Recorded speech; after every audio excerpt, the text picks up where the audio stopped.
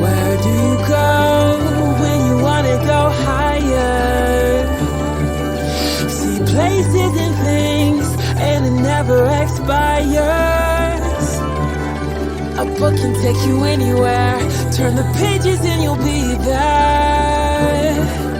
Come on, join us, you'll see. We're reading with Carylee.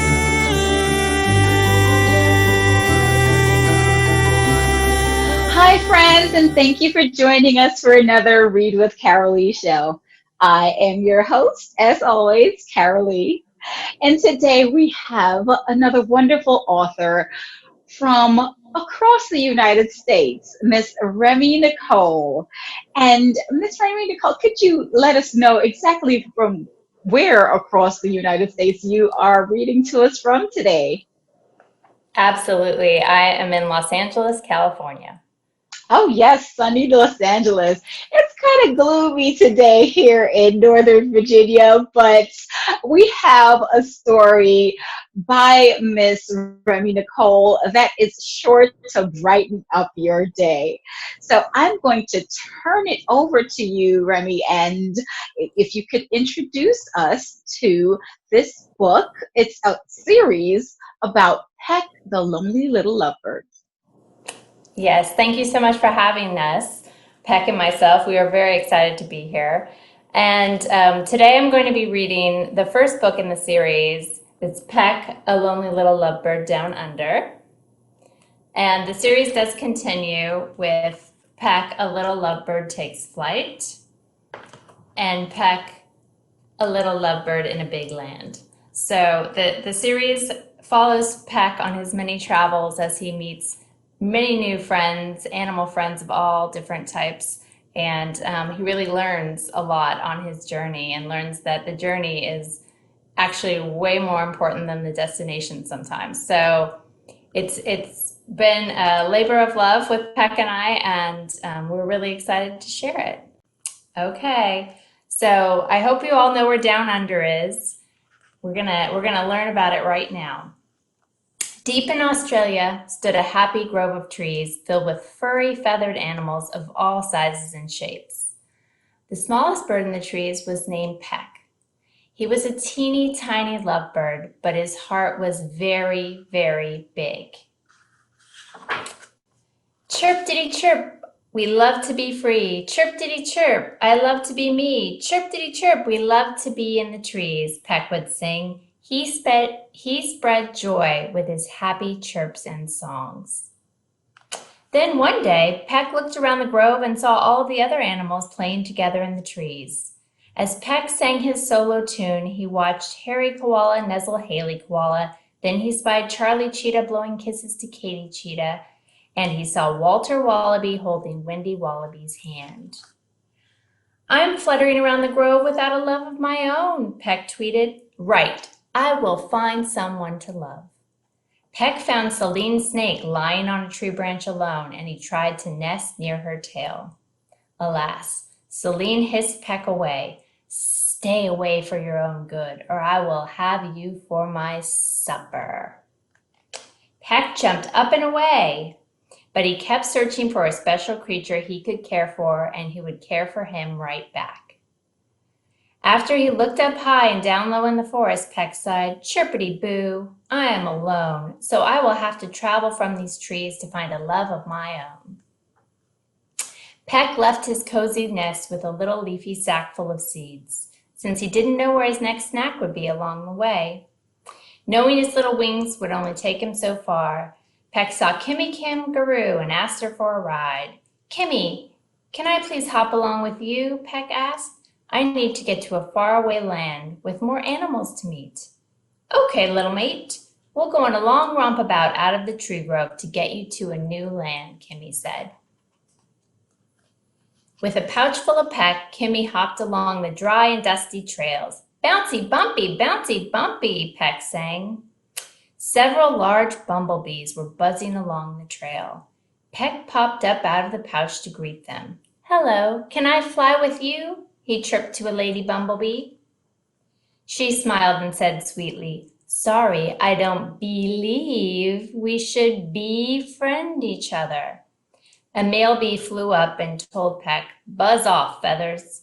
Peck went back to Kimmy's pouch with his heart stung. "Don't worry, Peck. You will find your way to someone who is the right match for you," Kimmy told him. "It's time to pop out now since we've reached the city. Just be careful to stay up high so you don't get stepped on." There were cars and trucks zooming everywhere. "Ripper, chirpity chipper, the city is very busy," Peck said. Peck found a little park with a tree, and he climbed up so he could see. In the tree there was a furry koala waking up from a nap. "Hey, little peeper, I'm Carrie. What are you doing in the city?" asked Query Koala. "I'm Peck, and I came to the city to find love. But it is so big," peeped Peck. "Do you know where I should look?" "The city is so full and fast, maybe you should go to a faraway land across the sea," said Carrie. "That would be chirp-tastic, but I only have little wings, so I don't think I can fly across the sea," said Peck. "There is a machine that can fly for you, an airplane. My feathered friends can get you on the airplane."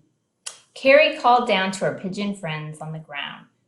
"Peck, meet Peter Pigeon. He'll help you get high up in the sky so that you can find what you're looking for," said Carrie. "Thanks, Carrie," Peck waved as he flew away with Peter and the other pigeons. The birds flew toward a big stretch of land with airplanes. "This is an airport. Airplanes come and go from here," said Peter. "Take heart, Peck. You never know who you'll meet when you travel." The pigeons pointed to a big open crate filled with straw next to an airplane. It looked like a big nest, so Peck plopped down inside. "Good on ya, Peckarooski," called Peter. Then a lid was placed on the crate and it was loaded onto the airplane. Rumble, rumble, rumble went the plane's big engines. Peck snuggled into the crate. Vroom, whoosh, they took off into the sky. "Chirpity-whoa, here I go," Peck said, as his tummy felt a little funny.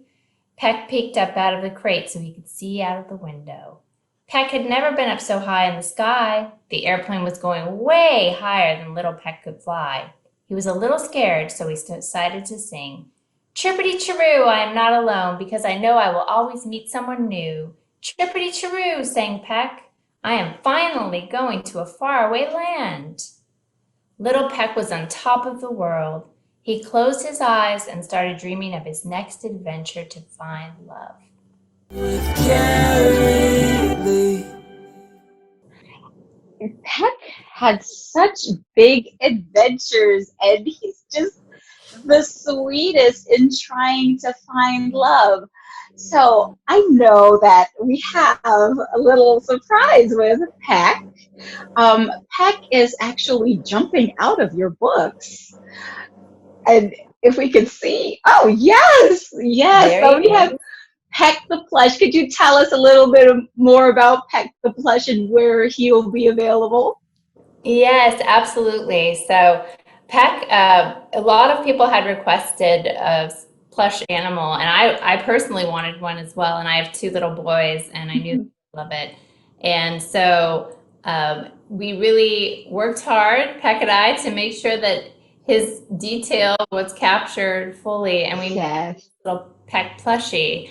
And I feel like it's really one of those times right now when people might need a little extra comfort. And so Peck is available now on Amazon, and he can go with you on all of life's journeys. I think kids really respond well to loveys, especially during this time when things are a little bit uncertain. And so Yes. this is something that we have created, and he's available now on Amazon. He's Peck the Love Awesome. Plushie. Okay, awesome. Yeah, and I love his heart-shaped face. It's so cute. So, what made you get into writing about Peck? I think we all search for connection, and we're all on a journey. So I personally have always been inspired by animals and how they relate to each other, and I've always been fascinated by that. So I wanted to take an approach where it really show children that you can take risks and you can do things that might be out of your comfort zone, and there might be people there to catch you when you take the leap, and The kindness of strangers really can get you through a lot. So Peck learns that along the way, and I feel like that is a good lesson for children, just to know that compassion is there. You give compassion, you get compassion, and it's something that I know I want my children to learn, and I know that I have nieces and nephews, and I feel like more stories about compassion are always a good thing. Yes, that is awesome, and that's definitely a lesson that is needed for all our children. And having this lesson through Peck is very inspiring. So, do you have a book that you were possibly inspired by when you were growing up? Yes, I've always been inspired by poetry. So Shel Silverstein was someone that I really was so fond of as a kid, and it really opened my imagination. And I love Mhm. all of those types of stories that were shorter stories, but really impactful. So Where the Sidewalk Ends and A Light in the Attic, those Mhm. left a big impression on me, as well as anything Judy Blume wrote. I couldn't get enough. So when I was a little bit older, I just couldn't get enough of Judy Blume, and I would really let my imagination go in different ways there too. You really get taken in by those books, and you feel like you're a part of them. So that is something that has been inspiring for me. But there are so many children's books now that I read, and I'm often just inspired by them because I'm reading them to my sons at night. So there are just so many. Yes. But yeah, when I Well, was we younger, those really touched me. Well, we definitely, I definitely see Peck being, and your series being one that children would love to read at night. And especially with the Peck plushie, they could just hold on and snuggle up to him at night and find the comfort and compassion and caring that he represents. Yes, so thank you so much, Miss Remi Nicole, for joining us today. Another wonderful author spreading wonderful messages to our children. And we hope to be getting a Peck plushie soon. So we will definitely look for Peck and all of the books in the series and the Peck plushie on Amazon. Again, thank you so much for joining us. Thank you for having us. We've been delighted to be a part of this, and your show is just wonderful. It really does bring Thank you. joy too. So we love that. Thank you. And thank you again, our friends out there, for joining us for another Read with Carylee show. Be sure to join us next week for another amazing author. And remember to always grab a book and read. Have a great day. Bye. With Carylee. Thanks for watching another amazing episode of the Read with Carylee show. We have amazing authors coming by every week. So don't forget to like, comment, and subscribe below. You don't want to miss a thing.